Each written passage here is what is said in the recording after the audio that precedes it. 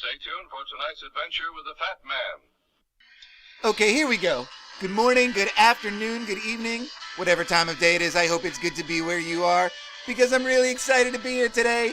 My name is Baltimore Fats, and this one stinks. Yeah. Okay. Or reason 276 why I'll never get anything done, because everything is a rabbit hole. And this story goes much, much deeper. There are many, many layers to this shit.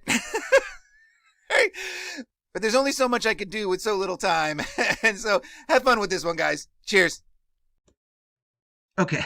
All right. So this one starts because I found a folder that had 3 pages of this Baltimore Sun from Saturday, September 9th, 1845.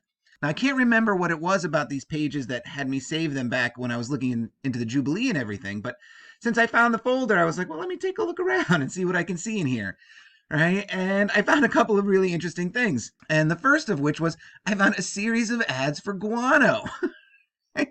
Where's Mexican guano here? All right. And for mixing with Peruvian guano, right? I found on this next page more ads for Mexican guano here and here. And then even on a third page, I found this one for Peruvian guano, which lists the prices, right? 1 to 5 tons, $53 cash. Now I'm assuming that's per ton. And so $50 in 1850 was like $30, $31. And so it comes out to over $1,500 per ton of guano. And I was like, what the heck is going on with all this guano in Baltimore in the mid 1850s? Right? So I had to look that up. Just scrolling through, I guess it's not a very well-kept secret at all, because it's in all the major mainstream history publications about the guano trade of the 1800s and how important it was to American imperialism. I found this great article, which is actually it's an interview. It's a transcription of an interview that this guy, Daniel Imherwar, gives to, I love this, Dave Davis. There's going to be some Kinks action somewhere along the way, I'm sure. Right, but this is a very long interview in promotion of his book, How to Hide an Empire. And after reading this interview and doing some other little bit of research, that's exactly what they did behind the guano trade. America hid its empire. Or perhaps hid how it's still an extension of the British Empire. Right? And so what I find out pretty early on in this article is that Baltimore is the major hub for the importation and distribution of guano in America through this Baltimore Phosphate Company and this Peruvian company, Barrera and Brother. And I found this great article going into the whole thing. All right, load of guano, Baltimore in the fertilizer trade in the 19th century. And this article is really amazing. And so between these articles, they really sort of paint this very bleak picture. And I have like the populations brought up here. All right, so in this period that they're talking about, 1830 to 1850, we go from 4,000 to 50,000. And you fast forward 200 years to 1830, you're at almost 13 million. All right, and it almost doubles in that next 40-year span. And so they paint this bleak picture of American farming and how the soil is really depleted and the crops aren't growing that well, especially with most of the farmland in this time being concentrated on the East Coast, with Western expansion not really taking off until the start of the 19th century. All right. So what I found out about this Baltimore Phosphate Company through this article was that it was owned and operated by one R.W. Raskin. All right, so here he is, R.W.L. Racin of the Baltimore firm, the first Baltimore firm to import guano from Caribbean sources. And now his name is familiar to me because I believe he was affiliated with the Baltimore Burnt District Commission right after the Baltimore Fire in 1904.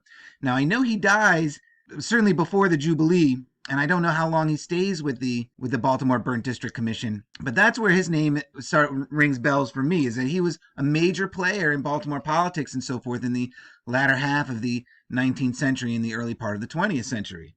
And what's interesting about this and how it all happens into Baltimore is, like, essentially like the Navy, I'm not sure if this was a U.S. Navy vessel or not, but this Edward Cooper here, he says one of his crew dies and he finds a deserted island and to bury the guy in, and they find these deposits and claim the island. And the Navy goes along with this, but Haiti, I guess the island, this Navassa Island is off the coast of Haiti, the Haitian government complains, but essentially what the U.S. Navy does is says, oh, you want it? Come take it, and of course they can't.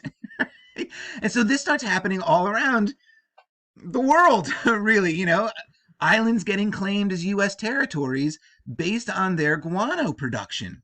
Now, what's really amazing about this and how it pertains to building the American empire, and so America's acquiring all of these territories, but not really doing much with them other than the fact that they're claimed and the guano production is happening there, right?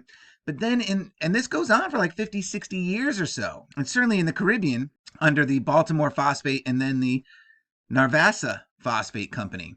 And now something amazing happens on the island of Navassa and so what these fertilizer companies end up doing to get their workers is, they scoop up whatever freed slave or escaped slave that they can. They promise them the world, fair wage, tropical work environment, and so forth. And I'm sure this applied to all people and not just freed or escaped slaves, but anybody poor enough, desperate enough for work, Sounds pretty good, right? And they get on there and they end up going to all these shit islands and mining guano.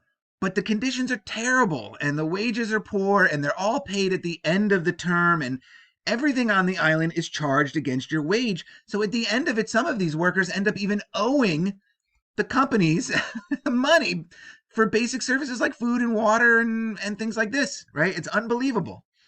Right? And there's a rebellion on Navassa Island. The workers overthrow the overseers, kill like 4 or 5 of them, right? But then are promptly arrested and brought back to Baltimore for trial because all of this is still happening out of Baltimore, right? And this is where the imperialism aspect of it comes in, because it's during this trial, because now we're post-Civil War here. We're in the late 1800s, early 1900s, right? And so there are Negro charities and things like this, legal defense funds and so forth, and they raise money for a legal defense team that includes the very first black lawyer to receive the bar out of Maryland. His defense is that these workers cannot be tried because Navassa Island and these other guano territories are not part of the United States. And so what the Supreme Court is forced to do is to recognize these territories as constitutionally protected. Right? And in doing so, allows the trial for these workers. They do get sentenced to death penalty, but the uproar is so great that it's just reduced to hard labor. Right? But it sets a precedent that these territories, and some of them are quite large. I mean, the Philippines becomes one. Puerto Rico, that's how Puerto Rico becomes an American territory. And I'm going to talk about that in a second too, because this story gets really crazy. And with how it could even be connected today. All right, so now the U.S. has all of these territories, and they get to be willy-nilly about which ones are constitutionally protected, which ones aren't, who's going to have the right to vote, and so forth.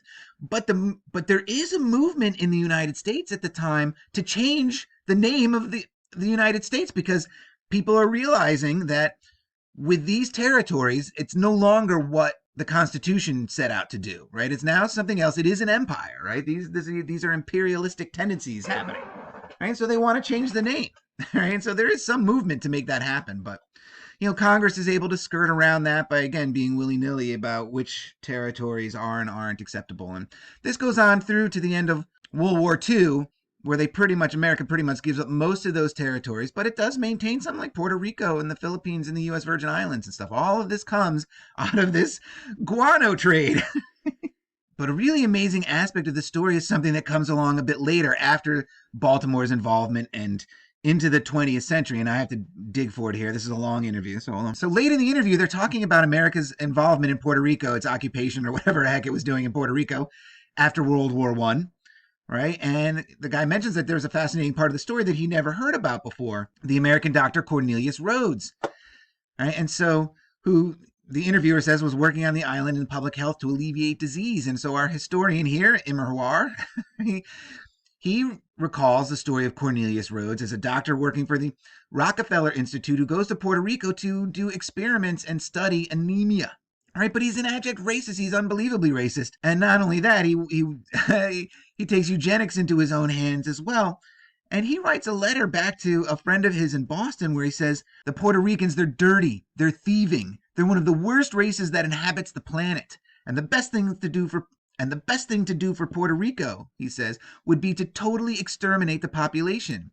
And then he says to his colleague in Boston, to whom he's writing, I've started that already. I've killed 8 of my patients, and I've tried to transplant cancer into 13 more, although none of them have died yet.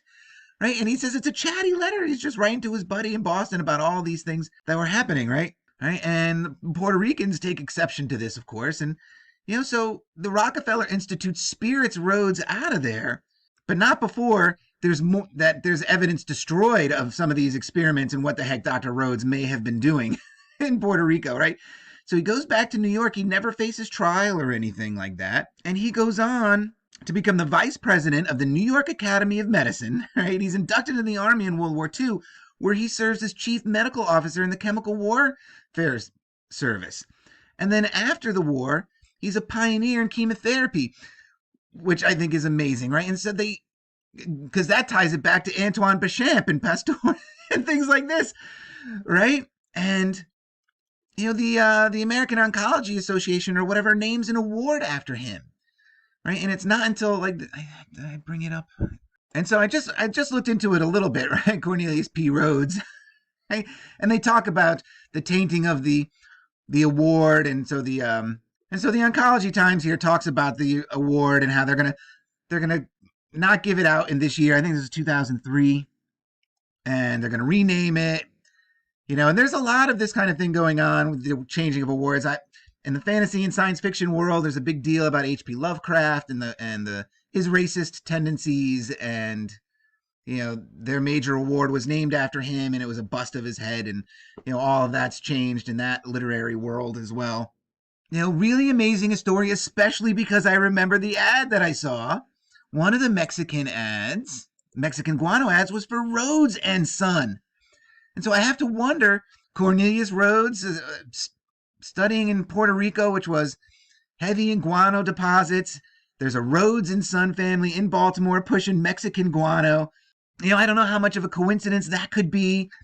And also one thing about it too is, what does it say about what American soil could be like today for its agriculture, especially along the East Coast? If it was depleted so quickly in 200 years with populations rising up to 25 million or more by the 1850s, what is it like these last 170, 80 years, where now there's almost 350 million in America today, and what that could say about that. But one other aspect of it, especially with the Peruvian angle of it, and of also tying it into Baltimore and the extension of the empire, because that's, what so much of this information coming to me has been, that sort of staged the American Revolution here out of Baltimore, and that America is really still just a part of the British Empire, and that another way for the British Empire to, in sort of covert imperialism, is through America and these territories, which again, as I said, America still has many of them. But one thing, tying that story into the Calverts and the mining aspect of it, because as I said, so much of, if there was elements of the city that were buried in some sort of catastrophe and things had to be dug out, and that's part of what the colonization of America was, these charter crews coming out to recover, reclaim what could be here.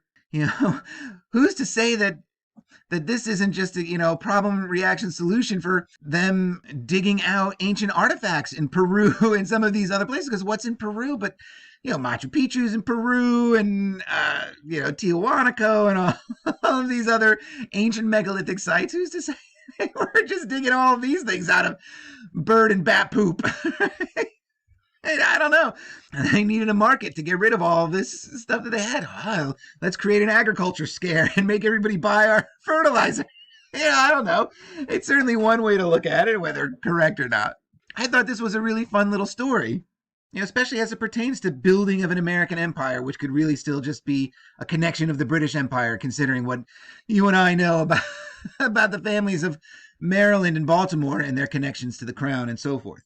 Okay, and so to wrap this one up with a couple of quick cherries, when I was, like I said, I didn't know why I had these saved. And so when I was looking through, I found this article, which is really amazing. It says, lighting the streets. Right, the streets of New York City are now kept lighted by gas lamps every night, without regard to the aspect of the firmament and the changes of the moon. Without regard for the aspect of the firmament. 1854, Baltimore Sun. All right, there's that one. But then to continue on down this same column, unbelievable. Where is it? The remains of Edgar Allan Poe, a writer in the St. Louis Republican, lately stated, were still reposing in an obscure corner of Potter's Field of Baltimore. Thus, the Patriot states, is incorrect, as they were interred at the time of his death in the First Presbyterian Churchyard on the corner of Green and Fayette Streets, and were followed to the grave by a large number of relatives and friends.